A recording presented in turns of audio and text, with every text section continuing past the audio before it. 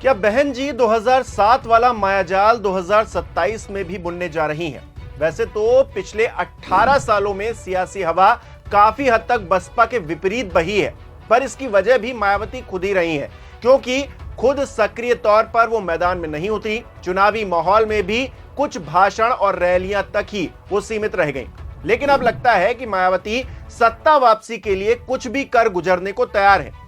एकला चलो की राह पर आगे बढ़ती बहन जी ने अपनी कमर कस ली है। 2007 वाले प्लान को 2027 में अमली जामा पहनाने की कोशिश के तहत बदलाव का दौर जारी है। आपको याद होगा कि 2007 में बीएसपी ने दलित और पिछड़ा वर्ग के बीच भाईचारे को बढ़ावा देने के लिए भाईचारा कमेटियां बनाई थी। सियासी तौर पर इसका खूब फायदा भी बीएसपी को हुआ था, लेकिन 2012 में यह सब खत्म हो गया और तब से लेकर अब तक सत्ता का सुख भी मायावती को नसीब नहीं हो पाया है। दशकों गुजर चुके हैं, मायावती कुर्सी के लिए परेशान हैं और अब जब उन्हें पता चल गया है कि करना भी सब कुछ उन्हीं को है, तो कोशिश यह की जा रही है कि शुरुआत से शुरू किया जाए। बहन जी इस बार पिछड़ा वर्ग, मुस्लिम और सवर्ण को साथ लाकर एक मजबूत सियासी गठबंधन बनाने की तैयारी में है। इसके लिए अलग अलग जिलों में कार्यकर्ताओं और नेताओं की नियुक्तियां की जा रही हैं, ताकि पार्टी का असर और जनाधार बढ़ सके, जन समर्थन बढ़ सके। मिशन 2027 के तहत 25 मार्च को हुई बैठक काफी अहम मानी जा रही है। इस बैठक में साफ तौर से एक संदेश निकला है कि बहन जी इस बार दलितों के अलावा सबसे ज्यादा ओबीसी वर्ग पर फोकस करने जा रही हैं। बसपा की नजर सीधे तौर पर समाजवादी पार्टी के पीडीए यानी कि पिछड़ा, दलित और अल्पसंख्यक वोट बैंक पर है। इसकी वजह यह है कि अखिलेश यादव का पीडीए फॉर्मूला 2024 के लोकसभा चुनाव में हिट रहा। यूपी की 80 में से 37 सीटें जीतकर सपा बीजेपी से भी आगे निकल गई। बीजेपी को 33 सीटें मिली थी। गठबंधन के साथी जो थे कांग्रेस वाले, वो भी 6 सीटें जीत गए। तो बहन जी को यह समझ आया कि पीडीए फॉर्मूले को 2027 में क्यों ना इस्तेमाल कर लिया जाए। अब बसपा की नजर उसी वोट बैंक में सेंधमारी की है।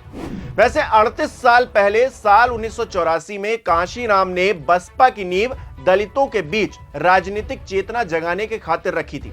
कांशीराम के मिशन को मायावती ने सियासी मुकाम तक पहुंचाया।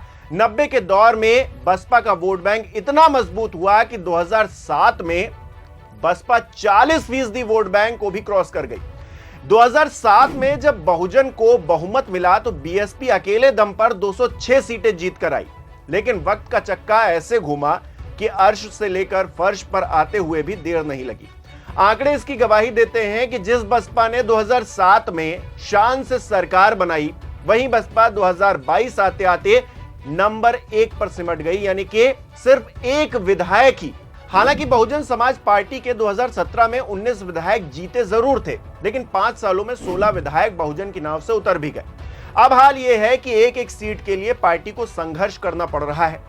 गठबंधन वाली सियासत भी मायावती को सूट नहीं कर रही। परिवार का भी साथ बहुत ज्यादा नहीं मिल रहा। भतीजे आकाश आनंद, जो बहन जी के उत्तराधिकारी के तौर पर देखे जा रहे थे, उन पर भी भरोसा अब मायावती को रहा नहीं है।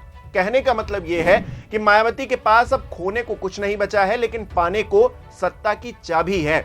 क्योंकि एक बात को भूलना नहीं चाहिए कि भले ही मायावती 2012 के बाद से सत्ता से बाहर है, लेकिन उनका कट्टर वोटर आज भी उनके साथ में जुड़ा हुआ है, उनसे अटैच्ड है।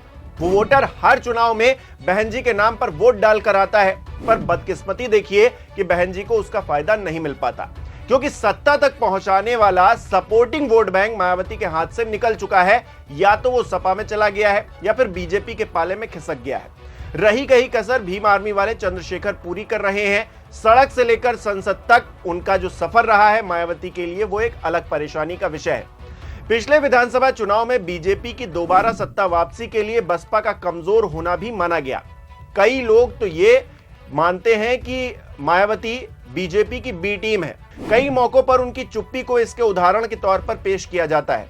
ऐसे सियासी हालातों में मायावती 2027 के लिए क्या करती हैं, कैसे अपनी पार्टी को उबारती हैं, योगी आदित्यनाथ के साम्राज्य को हिलाने के लिए क्या क्या करती हैं, अभी देखना बाकी है। और यह देखना दिलचस्प भी रहेगा कि मायावती कैसे उबरती हैं।